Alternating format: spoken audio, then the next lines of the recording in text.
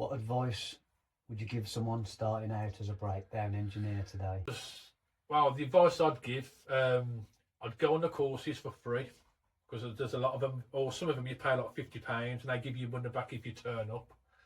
So I'd definitely go on to the main ones are around, which is like Valiant, Baxi, Worcester, Ideal. They're like the main ones to go on. And to be honest, if you go on like Baxi, you're sort of covered main really. You've covered, if you go on Ideal, you've covered all the Ideal ones as well.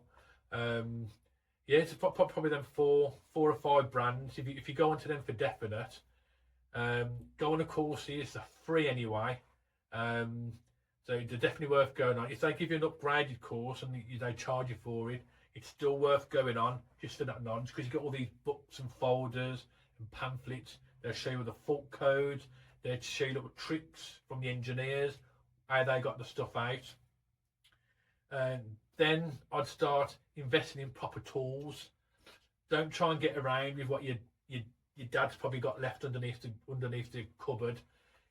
Get some proper tools, like, you don't have to get like the top of the range screwdrivers and that, because they just go missing anyway. But you get some half decent screwdrivers, socket sets, Torx, adjustable spanners, a decent sort of carry box as well that isn't going to rot away and break. I'd definitely start writing a bit of a journal. So when you go to certain faults, you can actually write out your sort of what you did and what you didn't do. Watch things like YouTube, because YouTube's a vast of information now. Just little things. How do you clean a condense trap? How do you take that out? How do you clean an electrode? How do you test a circuit board? How do you use a multimeter? And it's like work in progress then. You think, I didn't know nothing last week, but now I've got a lot of tools. I've been on a few courses, and you build up bit by bit.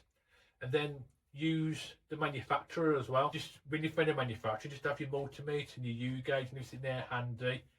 Do all the basics all the time, and literally phone the manufacturer up and ask, I'm a bit stuck on this board at the moment, this is what I've done, and they'll actually give you the answer in the end, and you just write it down for next time.